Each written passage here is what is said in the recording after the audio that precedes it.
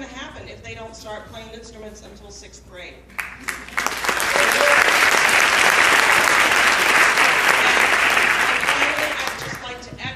The previous speaker's comment about finding additional ways to bring in revenue.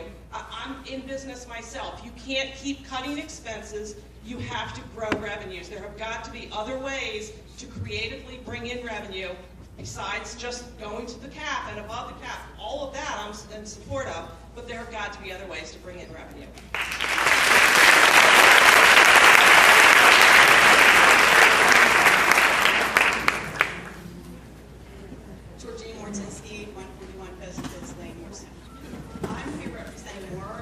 This is part of our team. It's not all of it. And because of that, these are collective comments that have been done by a collaboration of a board of trustees of 12 elected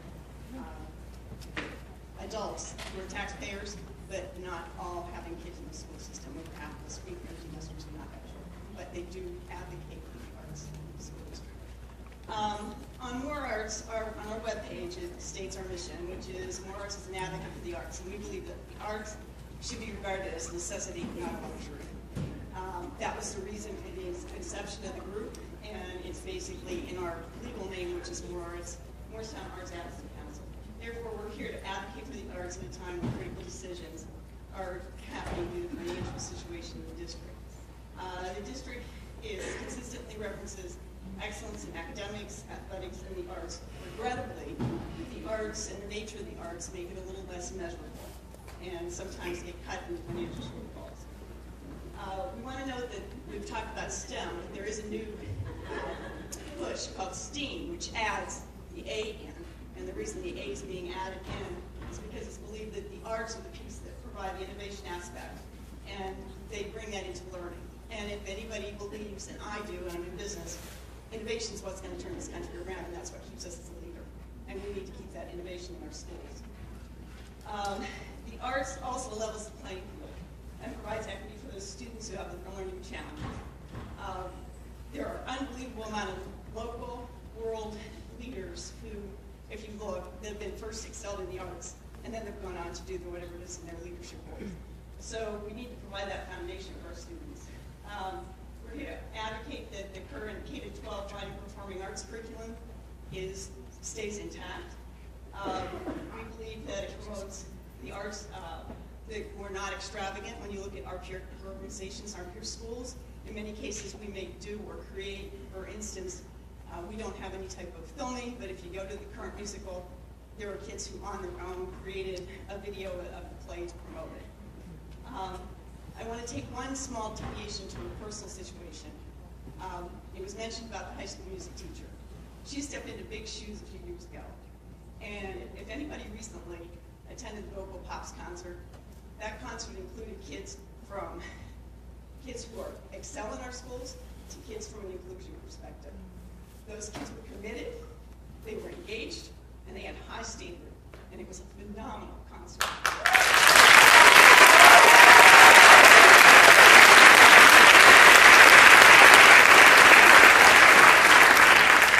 There's a lot we learn in our classrooms, but one thing we talk about is the arts and music help level the playing field, and it's a universal language.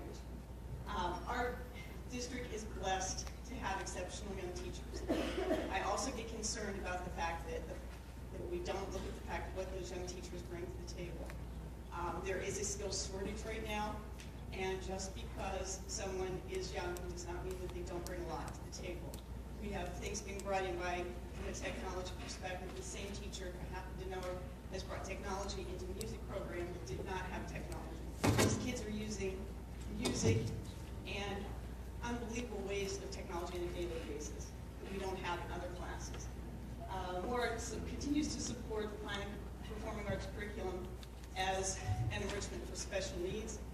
We have included a lot of the special needs teenagers and other programs. We feel that there is cultural power that comes with the arts, and that the global issues are going to come, as we talked about with the languages, through the ability to break down barriers, and that's something that arts does. We ask you to continue to fund performing arts at all curriculum levels, not reducing staff or removing classes, as they are a necessity, not a luxury. district that professes excellence, equity, and engagement.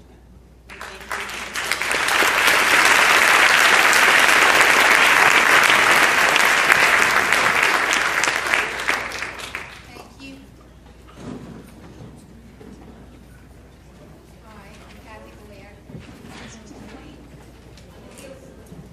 I'm Kathy Boyack, 33 Castleton Lane. On the heels of Georgine Brzezinski, I can't say enough about the music and the Pearl program here at we're starting the elementary school, the UES, the middle school, and the high school. We moved here in 2001. It's the same story as everyone. 4 young children, my oldest, who's now 20 in college. I went through the schools, I got a tour by the principal, and we moved here specifically for the schools. We all did. And we all know it's not an inexpensive place to live. We all budgeted, we all knew the taxes we would be paying. And we all understand that. But we're here because of the schools, because of the academic programs. And specifically, I just want to thank my dear friend, Mr. Norris, who has been so wonderful.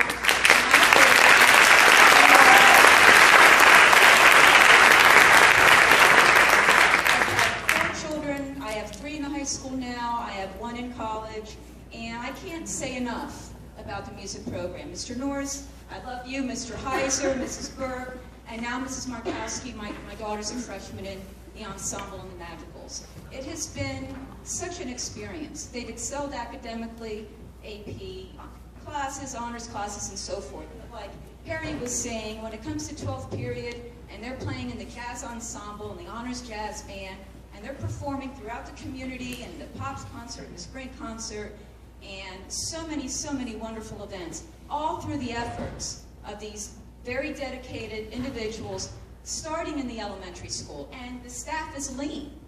Let's face it, our music staff and our choral staff is lean as it is. And if you haven't seen the spring musical, you're really missing something, so you better get there this weekend.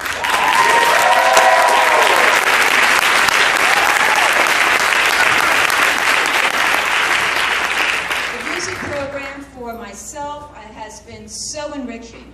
We came from Bensalem, Pennsylvania. My oldest son was in private school for a year, just 1st grade. We came here. I was daunted by the size, and I was brought in to love this school for many reasons, for the dedication of all the teachers, but particularly our music teachers. And like I said, Mr. Norris, Mr. Heiser, Mrs. Burke, and now Ms. Markowski. I'm sorry if I'm not pronouncing your name correctly. But I just think it's unbelievable what these individuals have to offer. So many of our children, look, all these kids are here, I see them.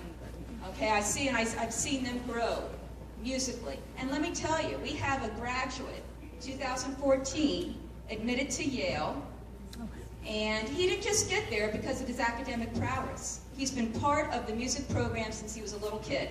We have a student, full scholarship to the University of Richmond, who's going to be a doctor. She's an internationally known harpist. We have, okay, I'll say my son, who is in the honors program at college. Why? Not only is he a smart kid, but he decided to submit a CD of individual works of acoustic music, and that got him into the honors program, only 30 selected out of the freshman class. So I'm telling you that our most motivated, academically motivated kids who are getting into Princeton, Harvard, Yale, TCNJ, Rutgers, they all have their foundation, most of them, in music and the theatrical arts.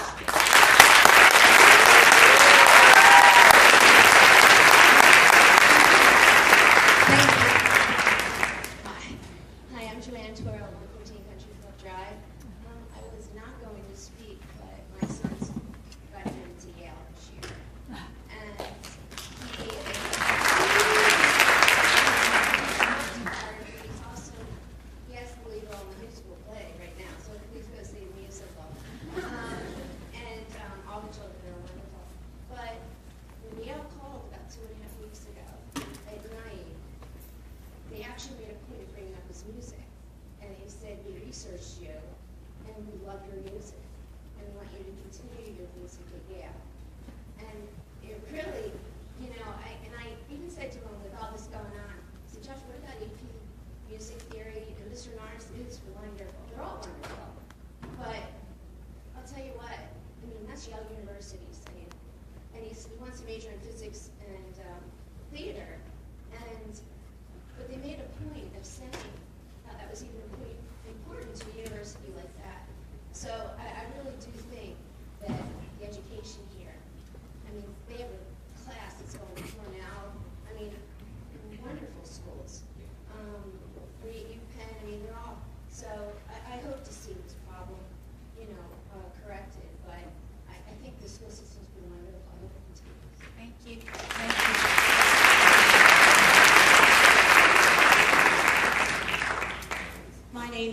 Judy Penwell. I live at 45 East Central Avenue in Moorestown.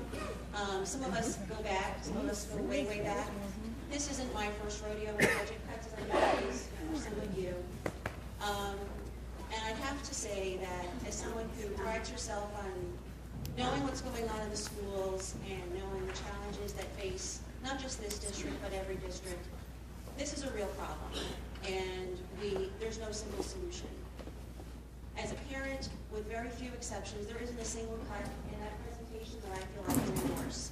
If you know me at all, you know that I could go on and on about how important the arts are for education, for developing math capabilities, analytical thinking capabilities, communication skills, confidence, and truly making connections with an aspect of school that does not always come through core content curriculum. If you spend any time talking to me, you'll know how important I think it is for our students to be ready and able to engage and collaborate and communicate in a global economy. So language cuts, arts cuts, none of this sounds good to me. My concern is that we've heard many people speak passionately about how they feel about these positions. What I don't want to see is us to go through an iterative process where it's not this set of cuts, it's another set of cuts. We beat ourselves up and we exhaust ourselves talking about what's least important. After 2010, there isn't anything left in the schools that isn't important.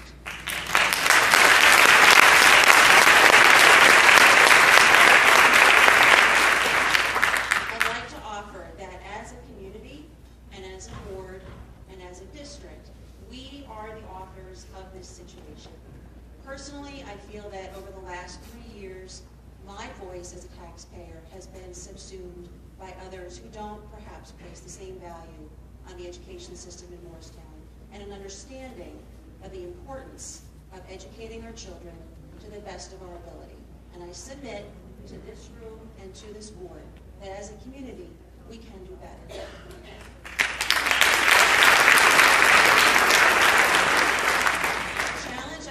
The main challenge I think we face is a short-term, immediate problem with making numbers work, but also a long-term problem as a community that we understand education has a deferred payout. There is very little ability to measure the return on investment of our tax dollars today, because we're lucky if we see it in people like Harry Miller, who can speak so eloquently as high school seniors. We're lucky if we can see it in terms of students that are getting into the top flight colleges.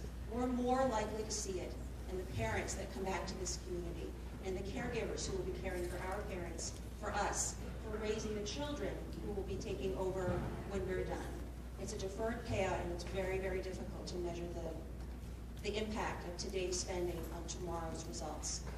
What I would rather see is for you as a board to tell us what you need from us to preserve as much as you think is fiscally and prudently responsible. You are the stewards, not only of the budget, but also of the district, of the students and the education that they will receive from K to 12. I ask you to tell us what you need and leave it to us to get you that support.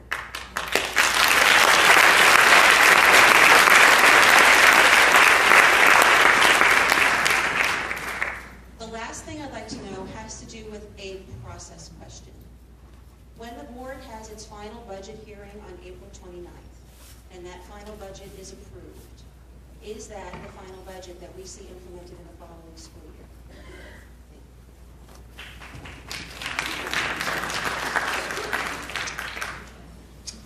My name is Jonathan Blank, live at 255 Country Club Drive. I am a product of Moorestown. Actually, Dave and I were in the same class of '89. I know we're dating ourselves a little bit.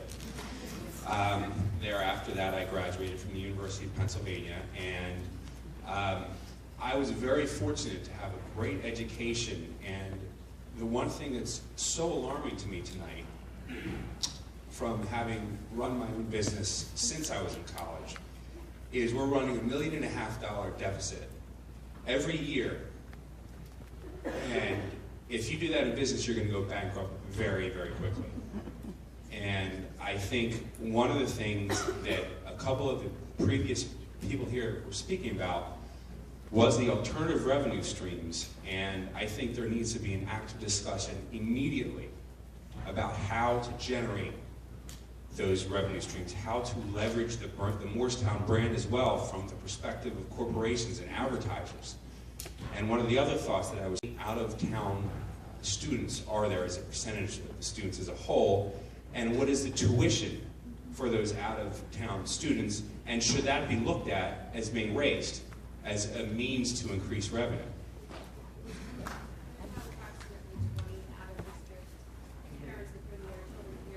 District.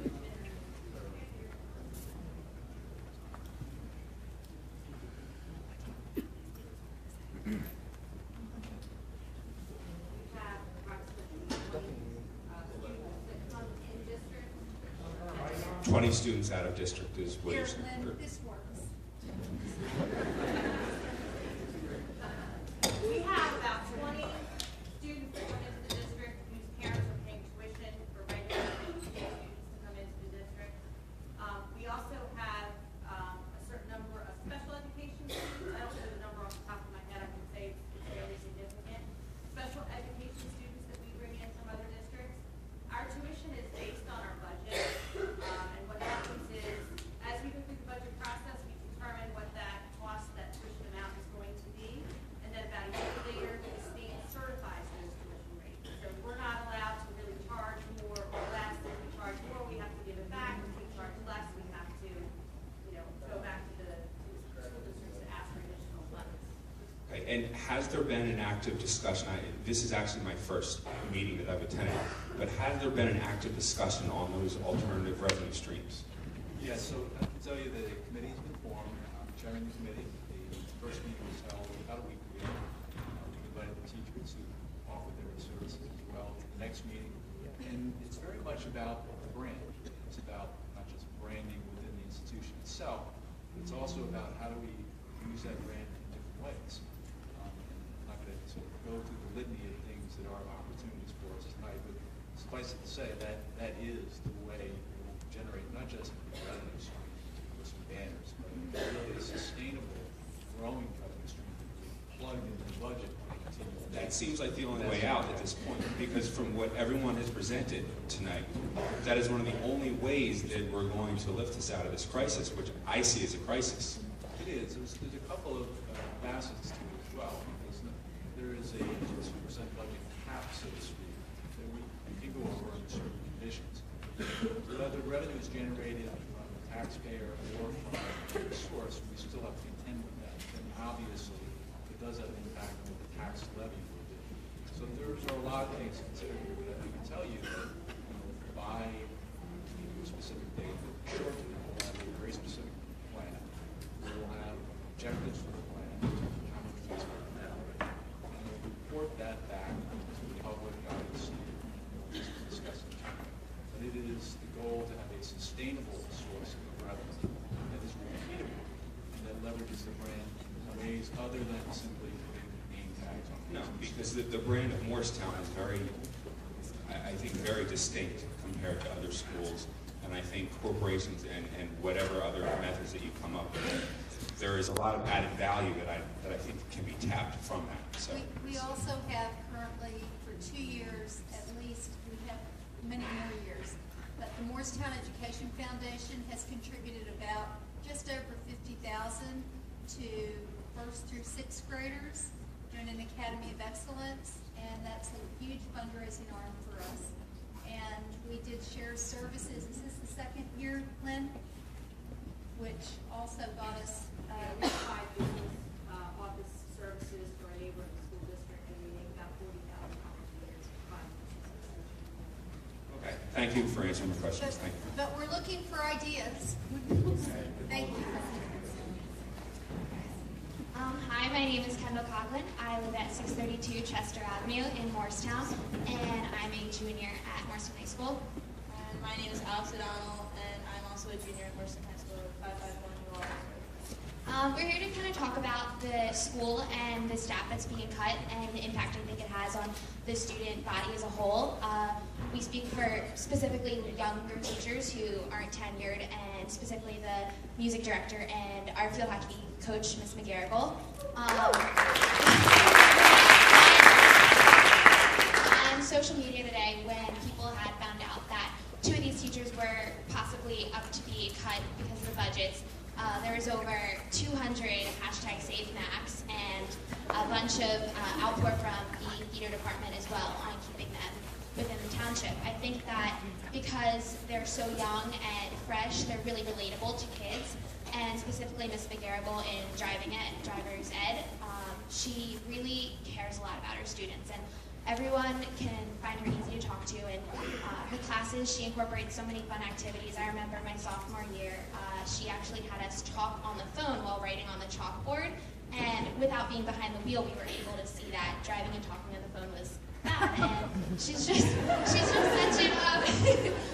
such an inspirational person in the classroom and off the classroom, and she's had a really big impact on our field hockey family. And we have a bunch of girls here supporting Mac from the team, and I'll let Alex talk to you more about her impact on the Moorestown High School field hockey program that's been a tradition here in Moorestown for the past couple years. So I just want to talk about more on a personal note than just middle school, about our field hockey family as we like to call ourselves. Oh, yeah, it's okay.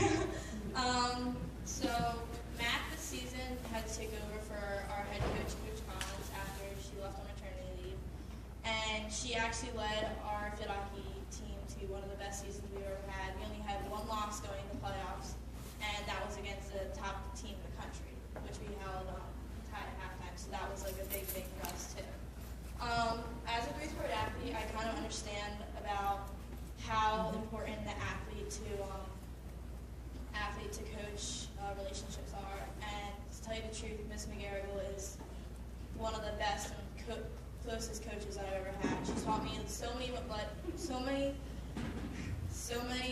important life lessons, and she's made me a better athlete, not just in field hockey, but in all my other sports. And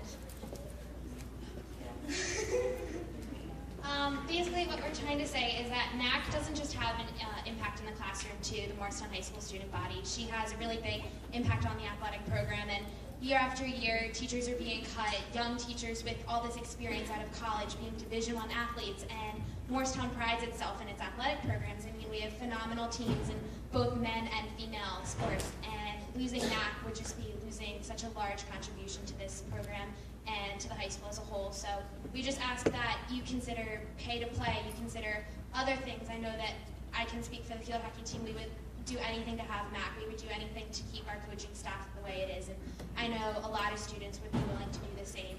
And we just ask that you think of the teachers who are young and not tenured, and those who have such a large impact when you're making your budget cuts this year. Thank you.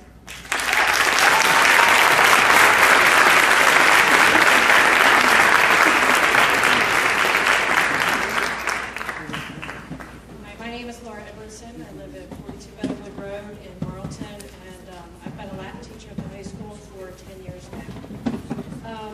The presentation that we saw tonight said that you're looking for maximum efficiencies by firing the rest of the night custodians at the high school and subcontracting the rest of the building to ADM.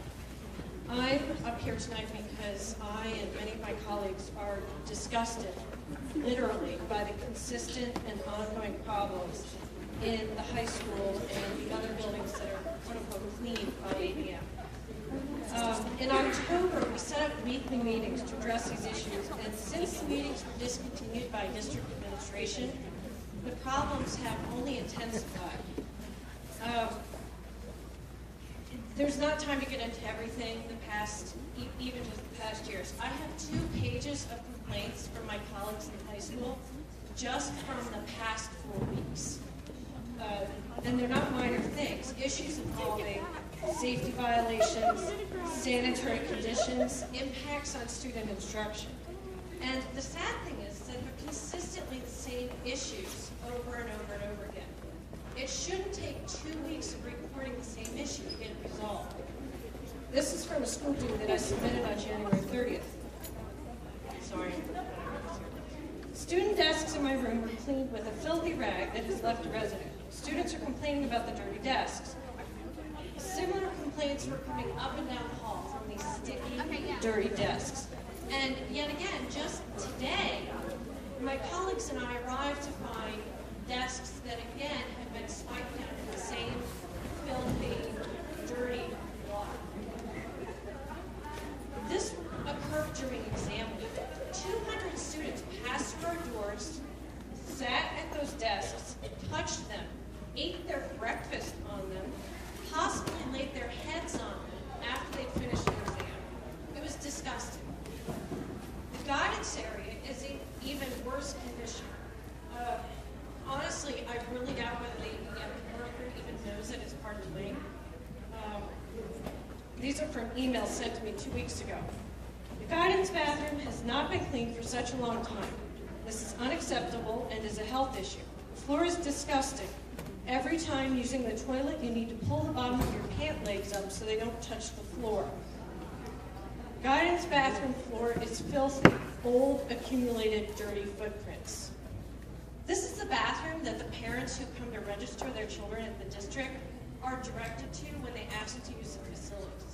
It's embarrassing. It's embarrassing to the staff to have to direct parents to this filthy, disgusting bathroom. The complaints date back to at least Thanksgiving, and yet they continue to go unaddressed. How long do you guys go before you clean your bathroom? And just last week, one of my colleagues fell due to the negligence of an ABM employee. And this is directly from her email. I fell on 226 because of a water puddle on the floor outside my classroom door. The cleaning cart was directly outside my door. The fall has resulted in bruising, overall joint and back soreness, and necessitated a trip to the hand specialist for x-rays. While my hand is not broken, the doctor did confirm that it is badly bruised and wants to see me again in 2 weeks. I have a note to return to work full-time, but know that writing in particular causes discomfort, as does prolonged computer use.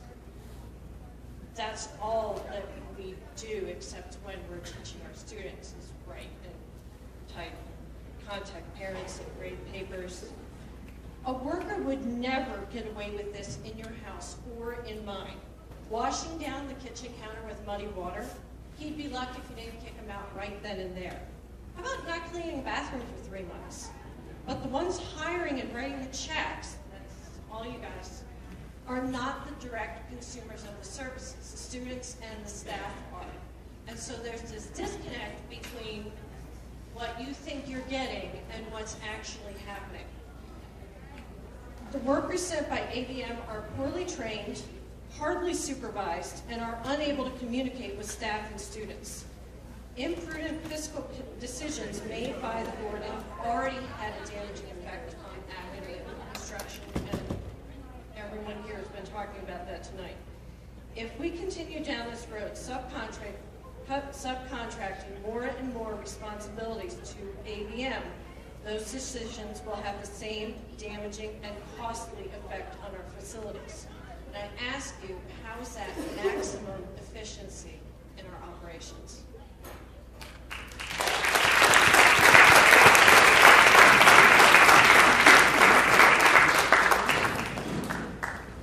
Good evening. My name is Rami Basigi, 12 Baldwin Hill, Moorestown. My family moved here 7 years ago from Moldova, only and only because of the school district here. Our children and all of their friends, they love their classes, they love their classmates, they love their teachers, and they love to go to their music class after school. They love to go to their sports. One thing I'm keep hearing here today is cut, cut, cut. But I'm not hearing any solution. Not one. And all the cuts that came in without any specific detailed numbers. Or they've been actually studied behind it to say what is the impact of those cuts will be. Moorestown, and all the people that they have here, I do know for a fact, if you look around, there's a great deal of people, parents, very well educated, and they know how to help you. I don't want to anger you, but I'm going to tell you this. I just keep hearing cuts, but no solution. There are plenty of ways to come up with solutions. We can advertise. Moorestown brand, as one of our neighbors just mentioned a few speakers ago, is actually very valuable. You guys maybe haven't noticed it yet, but you can actually use it as a good marketing tool. We have NFL down the street, NFL helping us if you want to. We have a huge corporation which actually built in the center of the town for us right here. Lucky, they can help us out too. Companies and corporations can help you. Ladies and gentlemen, I speak 4 languages and I know what's going on with if you are learning, let's say, other languages, early childhood. Wherever you go, you can speak their languages, or those languages that you learn, and you can stand up on your own 2 feet. I've been here in this country since I was 16 years old. Alone. Built my way. Companies, we built several companies. But I've got to tell you something.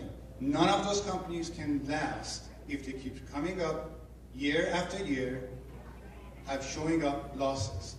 But what you have to do is find solutions for those losses. What is the problem? Find the problem. Find solution for it. If you're asking parents to help you, yes, we opened up our checkbook last year and year before and year before that. If you're asking us again, we will do that again because our children is very important to us. Each and every one of them. First, I'm going to ask one question from all those people at the board. How many of you have 12th grade students as your son or daughter in this school? Or how many of you have children in this school? Raise hand, please. 3, 4. If that is the case, for those of you who don't have it, don't have children in the class, in this school, you should recuse yourself directly from the board right now. Because, hey, this is our lives. This is my children's life and everyone else. What we are asking is those people who have best interest for our community, they're the ones supposed to make votes here. 10 years from now, these children are going to grow up. If they keep hitting this deficit every year, and you keep cut and cut and cut, what is left of Moorestown? What's left of the education of Moorestown?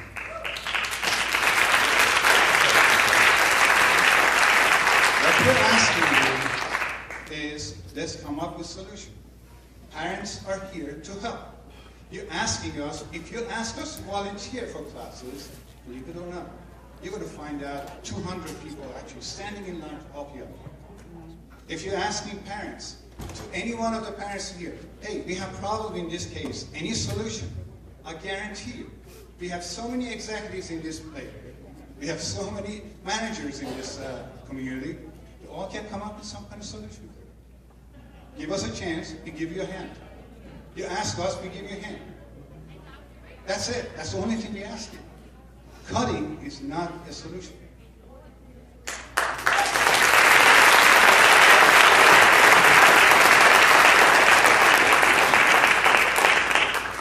Hi, my name is Devin. And she talked about the construction of the Princeton freshman class. And she talked about what's important to these higher level academic institutions when they evaluate an applicant. Yeah, they look at grades. Do you know that grades is not the single most determining factor they look at when they look at these kids? Because they do not want to construct a class of A students. She said, we need kids to play in the band. We need kids to be in our musicals. We need kids to do this. We need kids to do that. We are trying to construct a community. If we eliminate our robotics programs, if we eliminate the programs that prepare these kids to do robotics, If we eliminate lower level music programs, if we eliminate high school music programs, if we eliminate these types of programs, these are the types of programs that round these kids out and shape these kids into the special products of this school district. And if we're going to eliminate these programs, then we're not special anymore. I moved to Moorestown 20-some years ago because Moorestown had a school district that prided itself in excellence. You guys are proposing mediocrity as an acceptable standard. That's not okay.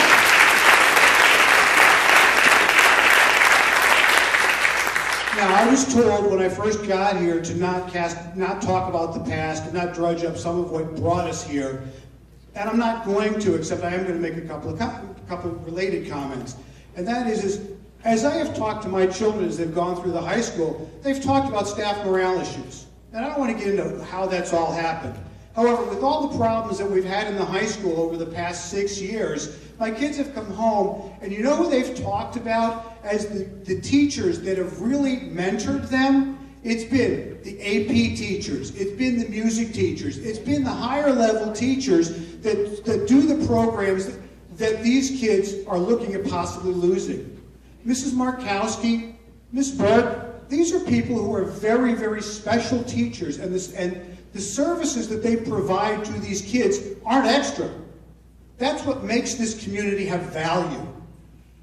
The kids that come through these programs, like Harry who's going to Yale, I mean, the kids that go through these high-level programs that are prepared to go through their academics at high level and prepared to go out in life, they're the leaders. If I looked at everybody on this table in front of me, you guys benefited from these types of programs when you went through the schools you went to. I bet you all of you guys participated in those extra programs, because they aren't extra. They're what brought you to be leaders in your community and have brought you to the forefront of your professions. So the only charge that I have for you guys is, okay, we've got a revenue shortfall. We've got some budgeting problems that in the 20 years I've come to these meetings intermittently, it's been the same story every year when we've had a budget problem. You know, it's not the economy. It's a revenue and expense imbalance because my taxes haven't gone down.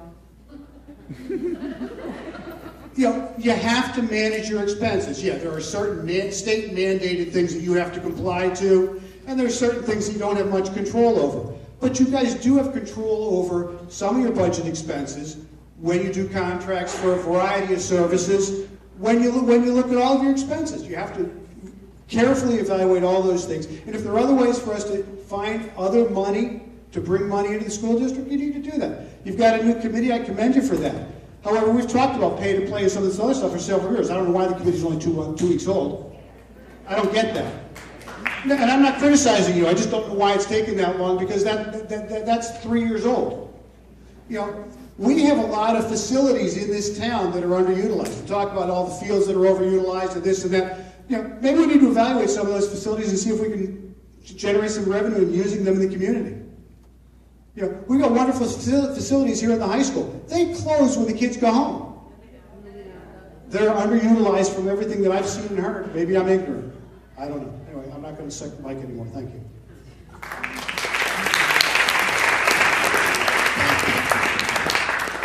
BJ Lemare, 202 Chestnut Street. I'm a regular up here, and I wasn't planning on speaking, but as I was walking up, folks were like, you just can't help yourself, BJ, and I'm like, that's true. So here I am. And first I'd like to say that I want to thank Chris and David for what they said earlier about everything, and I do think we do have a bit of a solution here with considering the banked cap, and I was really happy to hear a conversation about that. And it's been really nice having company in the audience. As someone who does attend these meetings a lot, thank you everyone who has come, because I think that tonight we're finally back on the path to a partnership. And so thank you everyone, board administrators, teachers, parents, students. Typically when I get up here I have my parent hat on because I have a 2nd grader and a 5th grader here in the district, but tonight I'm going to put my challenge hat on. I am one of the 2 K-3 gifted and talented and enrichment teachers here. And thank you. It's March, which is Gifted Education Month. So happy Gifted Education Month. kind of sad that as I looked up at the board that our enrichment component was on the chopping block, because several years ago our program took a big hit.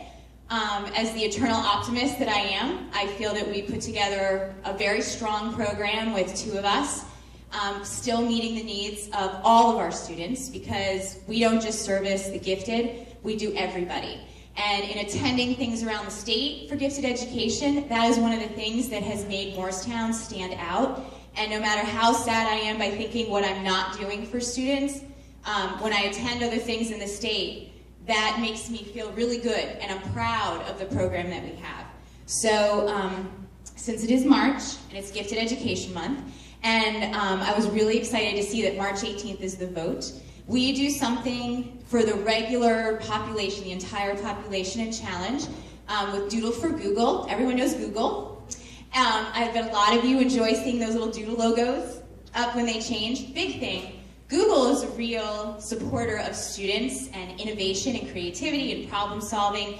Years and years and years ago, before the Challenge program changed, I borrowed Dr. Crungia's son Alexander when he was 2nd or 3rd grade, when Doodle for Google just started. It's a contest that Google runs, allowing students the opportunity to design the Google logo, and they give a theme.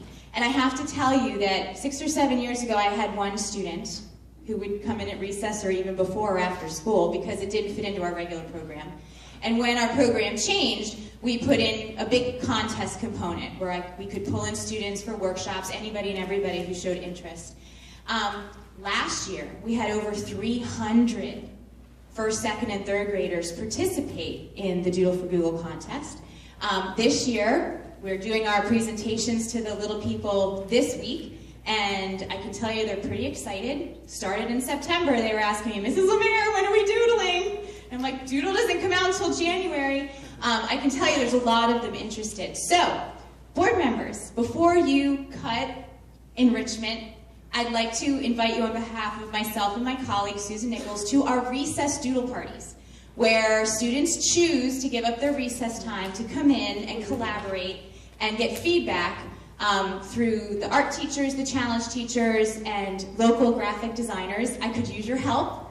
I'll give you Post-it notes, pencils, any of that, and see the students. I'll send you a formal invitation, but we've got one on Monday at Roberts, on Monday, March 10th. Baker's the 13th, South Valley is the 17th. So you can see these little people, and you can really see what the enrichment program gives to these students and the opportunities that they have. We have everyone from special ed, basic skills, regular ed, to our gifted kids participating. It involves critical thinking. It involves problem solving. It involves innovation, creativity, all the things that are going to make our students successful on Park and in their lives in the future. So you are formally invited. You don't even have to let me know if you're coming. My door is open, and I'll give you those dates, so please do join us.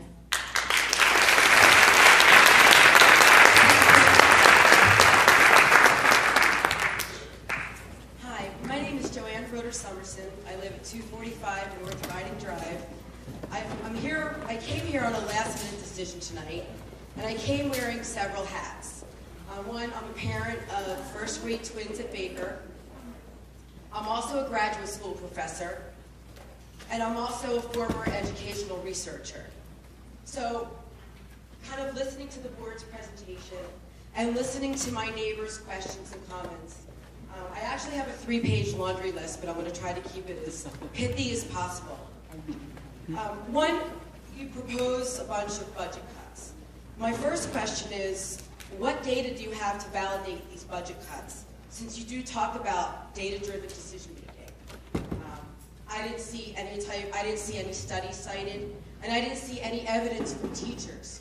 I didn't hear any feedback that you consulted teachers who, we've all talked about how amazing the staff and how amazing the teachers are in this district, and I can say firsthand how amazing these teachers are. And I've only been here for a few years. And like many of you, I actually moved here 2 years before I had kids, just for the school district. And it was one of the best decisions of my life and for my children, and I'm really proud that I did.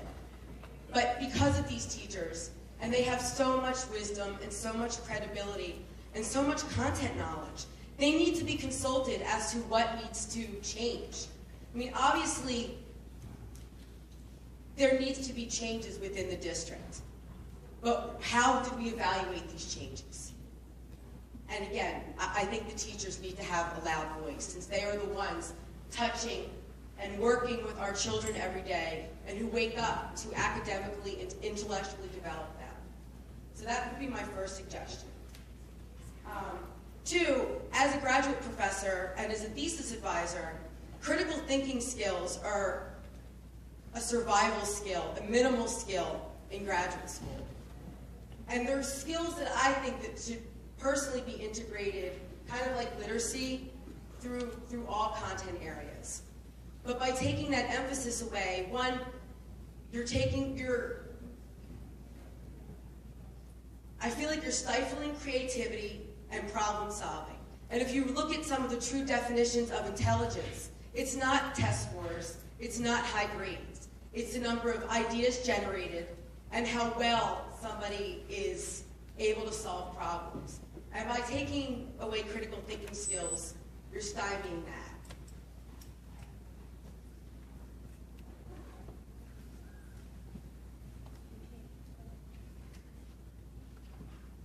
And also, I think when you talk about some of your real-world programs, I'm sorry, I can't remember the formal terms for them, but like home economics, you know, this is an academically driven district, but there are so many honorable professions that don't require a college degree.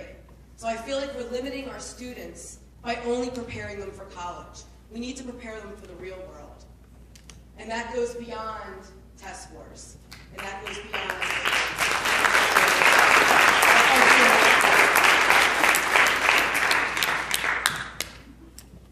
And I think that's it, in the interest of time. Thank you, Mrs. Sims.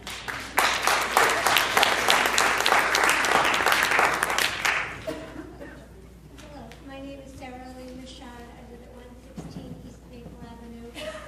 I'm the chair of PACE this year. Not familiar with PACE. It's a cooperative group between parents, teachers, and administrators for the gifted students. It's their advocacy group. I'm also the parent of 3 children, a senior, a freshman, and a 4th grader. So we've been in the district for a long time. I grew up in this district, and I've seen a number of changes that I am concerned about. We moved back specifically for this school, and as Chris spoke about things reverting back to 2001, that does really concern me because people do want to see their students going to the great schools that you've heard of. Josh going to Yale, Harry, I'm not sure where Harry is, but the other students going to these great schools. My son's friends are going to Cornell, Penn, Columbia. You want to see that, but as you start dismantling what was built up and what's been created, enlarging the classes, those things are going to start disappearing. The schools aren't going to come looking for Moorestown students because Moorestown students aren't going to be able to thrive.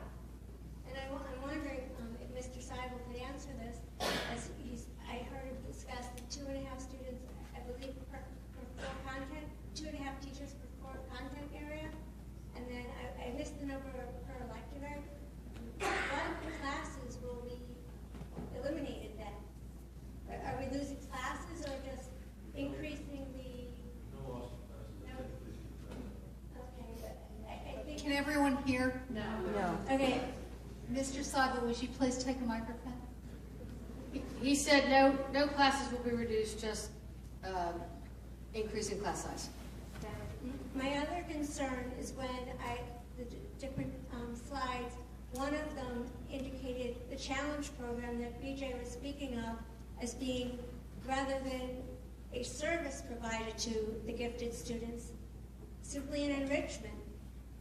And if you look at what the administrative code now requires for the gifted students as well as the special ed students, it's not just an enrichment, it's a service. They need to receive the instruction at their proper level. And I think this district needs to remember where we want to be. And I think the fact that some of the board members are talking about not just this year's budget, but future budgets, that we can't just plan for this year. Because if we're limiting and trying to eliminate, we're taking away we're dismantling a wonderful school system. And I think we really do need to go into that banked money to be able to try to save some of these things. Because without that, we have a mediocre school system. And our property values will go down with that. There's no question. Thank you, Mrs. Shaw.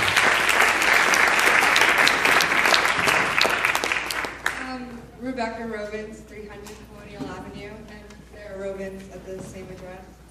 I'm a freshman at Moorestown High School, and as of right now, I've been on a successful robotics team. I've been to a Spanish restaurant where I can actually speak with the waiters in Spanish and order properly. I've illustrated a children's book. I've made a 9-minute cooking video in complete Spanish on how to make paella. So clearly the STEM courses, world language and art courses, have helped me in my elementary school, middle school, and high school careers. I'm in a band with kids who were also taught in school and band and orchestra and a guitar class. So I don't think I'd be in the same position if I went through the school system, not going through the same classes.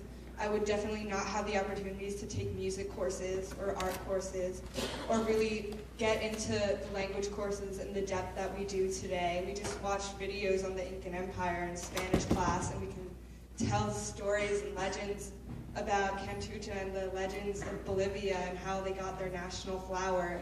And I don't think that's something that I'd be able to do if it weren't for my world language teachers. I see my 4th and 5th grade Spanish teacher and French teacher right there, my 7th grade science teacher, and my other teachers. And so I definitely wouldn't be there today. I don't know what I want to be when I grow up, but I could be anything. I could be an astrophysicist. I could go to Ecuador and study there for a year. I could be a doctor. I could be a lawyer. I could be anything because of what these teachers have offered me, and I don't want to see any of these opportunities go away for future students.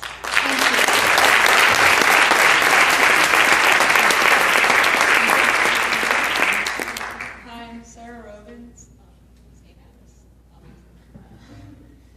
I'm going to copy Harry for a second and bring you through my day. I start with honors geometry, and then I go to history, where I was recommended for the AP course. And then I go to my honors orchestra class, which I love. And then I go to honors English, and after lunch, I go to honors biology, and then I go to honors programming, and then I go to Latin, which is an honors course. And then after school, I go to many clubs, the Gay Straight Alliance, the newspaper, obviously robotics, Model Congress, and then sometimes I think, why do I do all these things? Why am I a gifted student? Why do I do all these clubs? And it brings me back to my teachers I had when I was younger. I can look back to first grade and clearly remember a music teacher who inspired me, and I've been playing violin for I think 7 years now, and I made it into South Jersey Orchestra in 8th grade and 7th grade, and I'm very proud of my musical capabilities. I'm in a band with my sister. I'm learning how to play bass, and it's very enjoyable for me. And it's all because I developed my love for music in first grade. It's inspired me through this point, and I've met a lot of new people through it. In 3rd grade, I developed a love for science. In 4th grade, reading and writing. One of my favorite teachers by far, Mr. Mulvaney, has inspired me so much. And I can just go throughout the years and find individual teachers who have inspired me so much. And I think all of you can too. No matter how old you are, you can think back to your childhood and remember which teachers made you who you are. And I think the STEM programs and even the extra programs like orchestra, they really help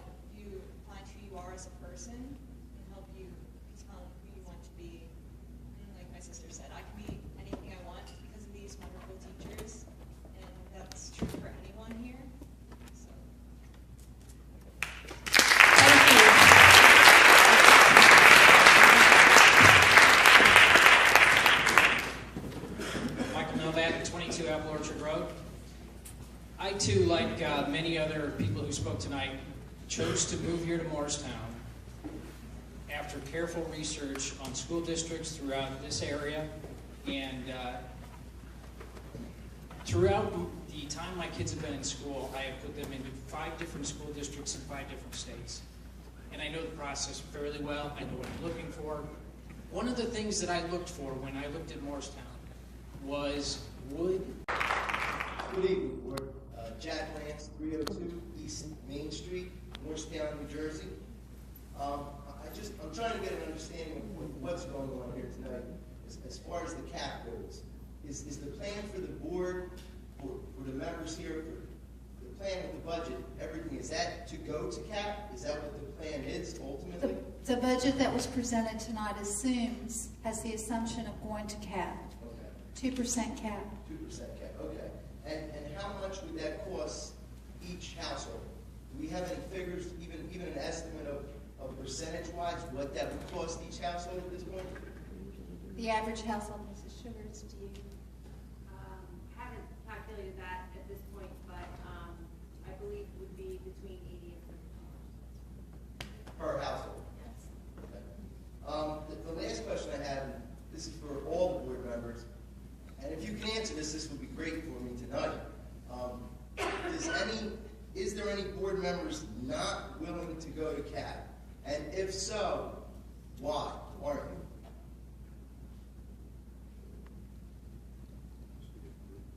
I mean, if you want to go one at a time, that's fine. I'm just curious. I know I'm getting late, and I apologize, but I'm looking to see where are we going. Right. This budget does have the assumption of a 2% cap. Our body, this is our first initial public board discussion.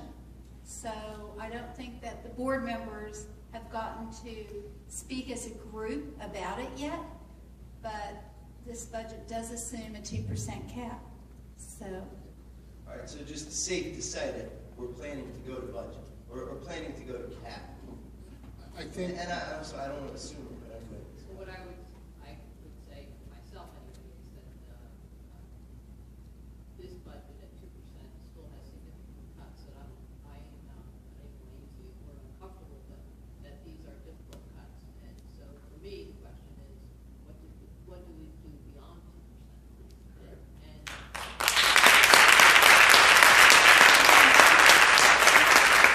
I think you heard my statement earlier.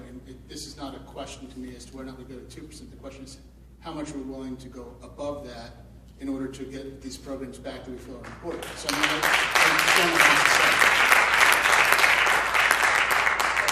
guess the next meeting that takes place, which I believe is at the 18th? Yes.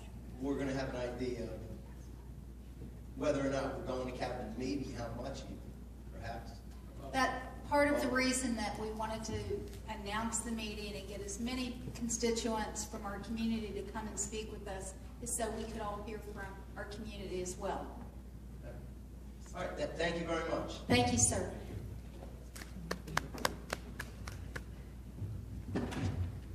Good evening. My name is Mark Morgan, 704 Kings Highway. As a parent, I have a child class of 07, class of 14, and class of 21. We did a nice 7-year gap between all of them. So I have seen it as a parent who's now a child who's out, and a child who's a senior right now, and a 5th grader. Tim, I want to welcome you, and thank you for being here, and hopefully putting some stability here. Board members, thank you for your service. I think I've met each one of you, or most of you, and spoken with you. One of my other hats is I'm president of the Moorestown Business Association. And Tim, your predecessor, spoke at an MBA meeting last year and spoke about more partnerships with businesses in town. And I would certainly want to offer that as a possible solution. With your committee and reaching out, we'd be open to that. Our meeting with our board. I know there'd be other business owners in town who would be probably thrilled to offer their suggestions, but to see what solutions could be worked on. I teach my children all the time, you're going to complain about something, you better have a suggested solution. I hate hearing people complain without a solution. So that's one of my solutions there, to have you come meet with us, and we'll see what we can work together. My final hat is in charge of the Moorestown Theater Company, and we have offered to help with some of the productions here in the schools. Some teachers have said yes, some have said no. That would have saved money. So I offer that as another solution to have a better working relationship there. Again, thank you for your time. Good evening, Nicola Hampton, 725 Moorestown Road. I'd like to add my voice this evening to the astonishingly low number of parents who reference the kindergarten paraprofessionals. I'd like to think that the number was so low simply because I started coming to these meetings a year ago when my children were in 4th and 5th grade. I think it's fairly common to not start to pay attention and get involved until your children are a little older. So I would think there are many, many, many parents of kindergartens out there who would be equally concerned but aren't yet aware of the system or ready to get involved. I know at the meeting we had a couple of weeks ago, a number of kindergarten parents did show up because one of the topics that, I don't know whether it was an agenda topic or just a hot rumor at the time, but there was a lot of discussion about extended kindergarten, full-day kindergarten, and the implications of that. So I'd just like to make sure the board doesn't forget about the unrepresented parents tonight. But I think the kindergarten paraprofessionals are a huge, huge contributor to the overall system. As you know, I'm chair of SPEAK, the Special Education Advocacy Council here, and we have seen the repercussions of children that are not identified in the early stages. Unfortunately, Mr. Tate is sick today and isn't here, but I'm sure he will be able to give you some numbers on the cost of remediation. So with those two things in mind, I'd like you to please pay special attention to the kindergarten paraprofessionals. Thank you so much. So thank you. Appreciate it. Thank you, Mrs. Hampton. Good evening. I'm Dick Corbin. I live at 228 High Street here in town. And I'm not going to be the best for last. I want to thank the board for all the work that they've done. It's not important to me that you do or do not have a child in the Moorestown school system, but that you do put in the time. And I've been on boards, and it's a lot of time, so thank you all very much. I want to thank Tim for a very fine overview for a guy who's only been here a couple of months. That's pretty remarkable.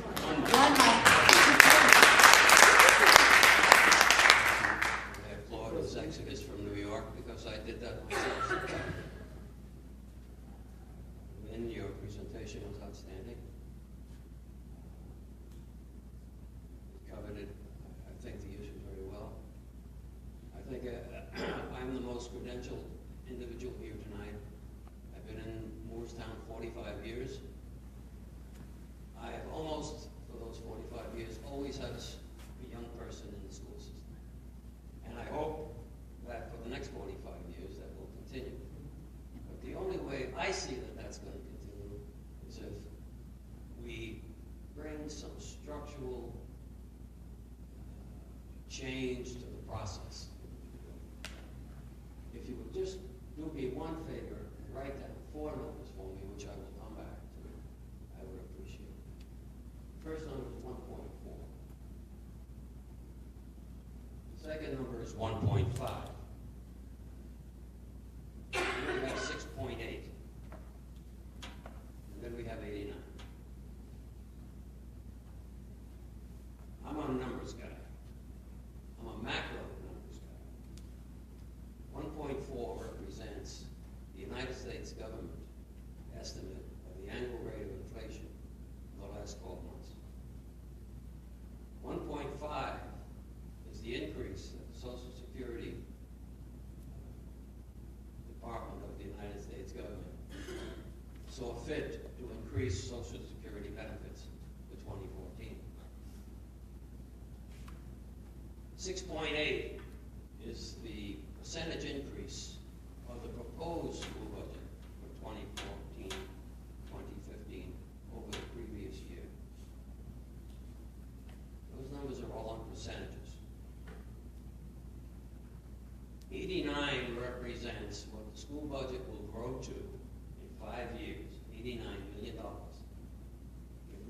bring some structural change to the process, because if you increase at 6.8% per year for the next 5 years, in round numbers, you're going to get to $89 million. It's not a sustainable number, I don't think, in this economy. It cannot happen. The Federal Reserve has kept interest rates in the economy at an all-time low. The Federal Reserve is going to continue doing that for the next 12 months, maybe for the next 24 months. What are they telling us? They're telling us that the economy needs help.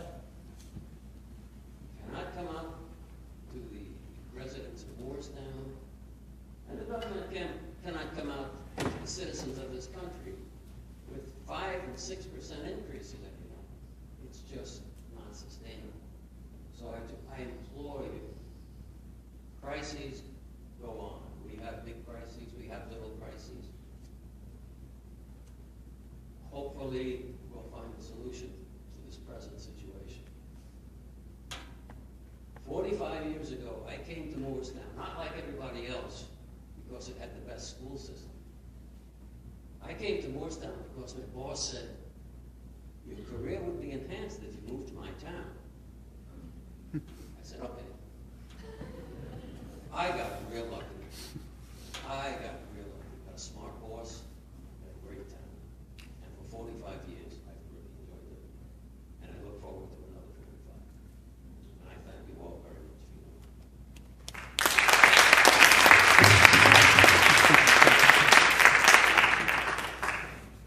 I thought I'd speak because, to be honest with you, this was one of the most depressing things I've ever seen. And, I think we have to end on a positive note. One thing that seems certain is that we need to bring back some of that bank cap. If we can't do it all this year, it has to be done over 2 years. Because you're right, we have a systemic problem. It's going to hit us next year. At least we could hold the cuts next year. And if it's about the future, that $2.5 million you have is $2.5 million per year forever. So if we don't bring it in, the future is going to come. It's not about the past. The good news is the real future comes through your committee. I sat where you are, and you're right, we have a systemic problem.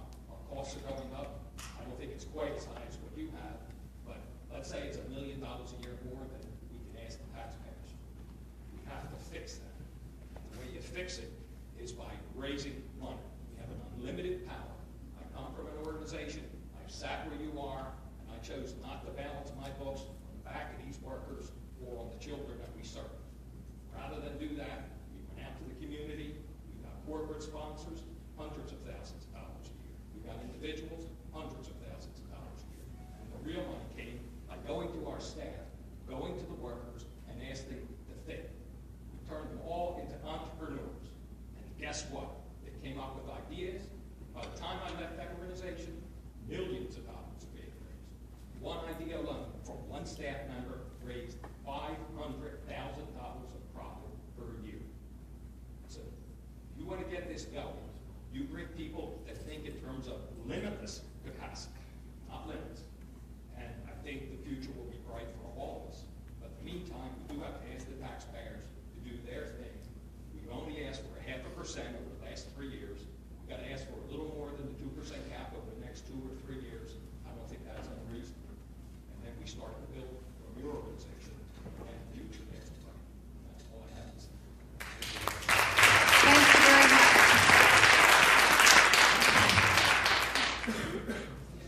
There's someone behind you, sir.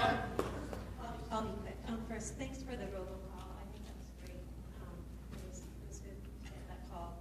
My question would be, Excuse me, can you give your name? I'm sorry. Lisa Petrielli, 266 Linden Street. Okay, so my question, we've been talking about bank cap, and earlier a couple comments were made about determining the tolerance of the community for bank cap. So how will we determine the tolerance of the community for bank cap? Could you speak into the microphone? Oh, I'm sorry. Yeah, earlier we've been talking about bank cap, and a couple comments were made about determining the tolerance of the community to go to what level of bank cap. So my question is, how will you determine that? How will you determine the tolerance of the community? I think when we started this meeting today, we do want to hear, we all have email addresses. We all are committed to sharing emails that come to us. That's one way of communicating. and certainly meetings like this, and coming to hear and to participate in the discussion. So it would benefit all of us to send you more emails? Yeah. I think that's a good idea. And then just one more question. The budget that you guys are working with now, I know it's not the final one, but is that going to be made available to everybody? We're going to make that happen. That's it.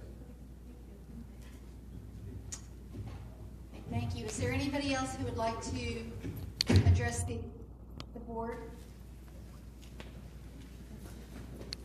Are there any other, Al, did you want to say something earlier? I have a procedural question. Mr. Weinstein. So we've heard from a large number of people, I didn't keep count, well over 60 people, I think, on their thoughts. How many? 44. 44? Okay. There you go. You kept numbers. I just sound like, well, there's groups of people too. I'll count them. Anyway, what I want to know is, between now and the next meeting, which is March 18th, which is our budget introduction meeting,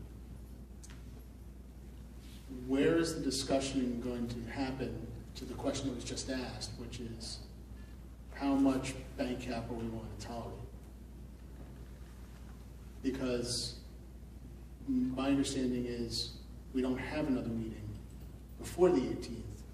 And at the 18th, if I heard Ms. Sugars properly, we should be presenting a budget that has bank cap if we wish to use it in that initial presentation to the county executive and not ask for it later.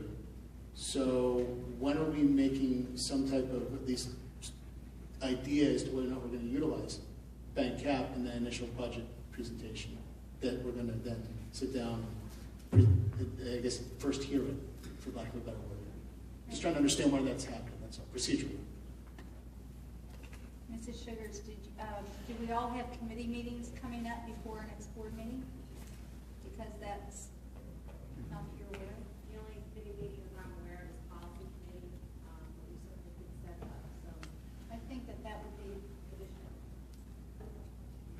Any other, I think that would be very good if we could have some additional time sent to the board and commit to a certain time and date.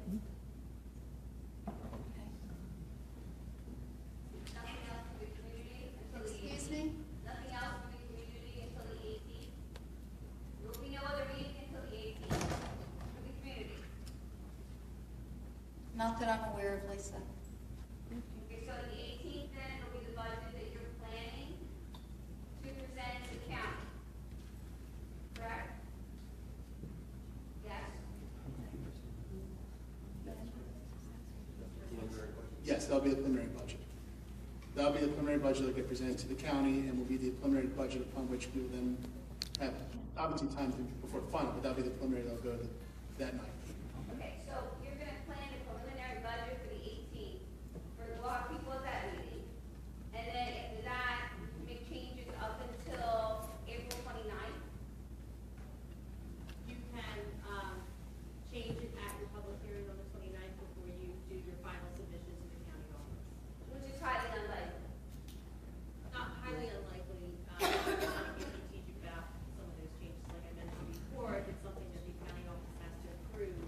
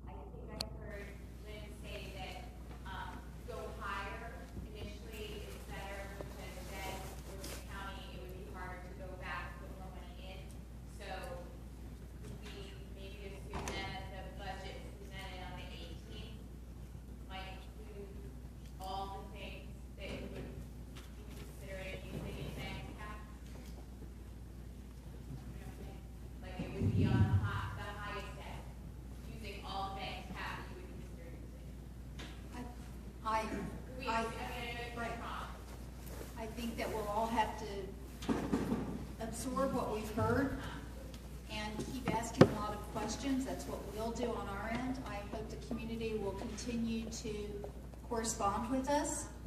And it sounds like that's what Mrs. Shepherd said as far as going to the county and asking for permission. Yeah, I just want to make sure I heard that right, Bridget. So it would be best to go higher. I think it would be difficult to go back to the public hearing date when we're looking at a timeline there and ask, approve a budget that the county office has to have some hand in. Mrs. Mullen, did you have a... Yeah, I didn't know if there's a committee of the board that deals with funding. If you're allowed to share with some of the people on your list that spoke tonight, to give you some feedback, because it is 2 weeks till that meeting, and we have a little bit more time. And I think there's a number of people that want to help, and give you some feedback on it. Like something like, hey, we need city, we can do the bank account. It sounds like there will be all one year, next year, through the kind of 5-year plan. I don't know that's out of order, I don't know if the rules are, but just a little wrong, I guess, to give you feedback. Before it gets presented, and it's like, close to a 5 corner. I think if I can suggest to the board, what we can do is we can level the budget. We can put a budget together like we did tonight that goes to the 2%. And then what the budget would look like with bank cap at, say, 695. And then what the budget could look like if you went more than 695. So that those are the discussions we can have within our committees. And certainly, I've been reading a lot of communication over the last few days.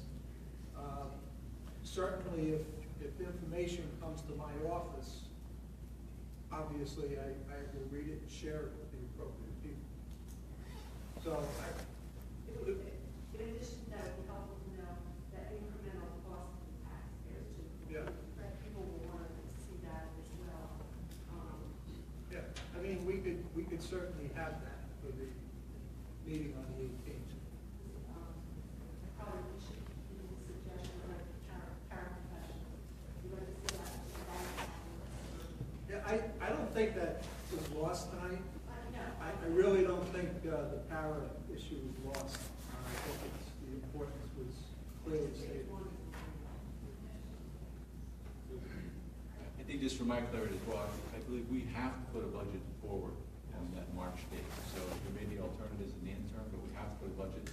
And for people who may not know, the board cannot meet in a full board session outside of a public forum. So we do have to go through committees and meet in smaller groups. So it does add some time to the process, but it has to be done.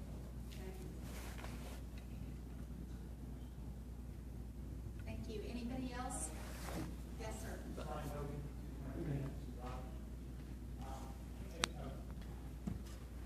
Is there any way that it could be open to the public?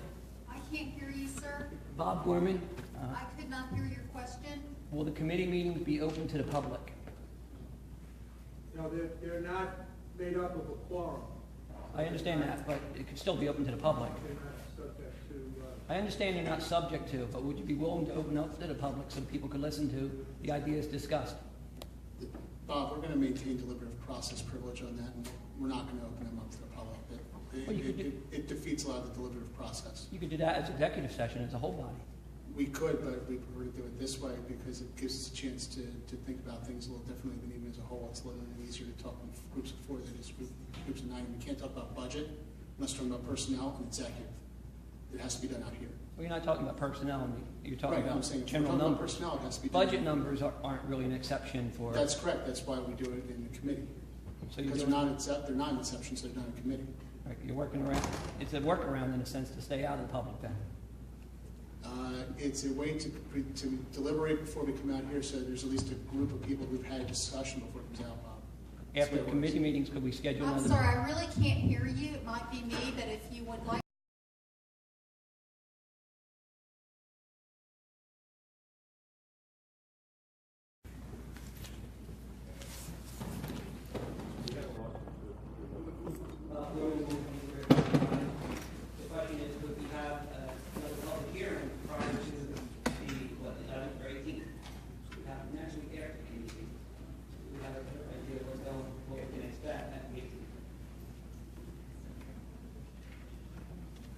think what usually happens with this board, when we try to organize things, we send emails to each other and try to talk about dates. I really can't. I don't know what the availability is and travels and everything else at this board at this moment for the next week and a half. So if we achieve this, we will send out another notification via the same vehicle that we did today with everyone being called so that we can do that and we can try to work on that. But I don't understand sitting here right now if that's something we can do. I appreciate it. Good. Thank you. Thank you so much, sir.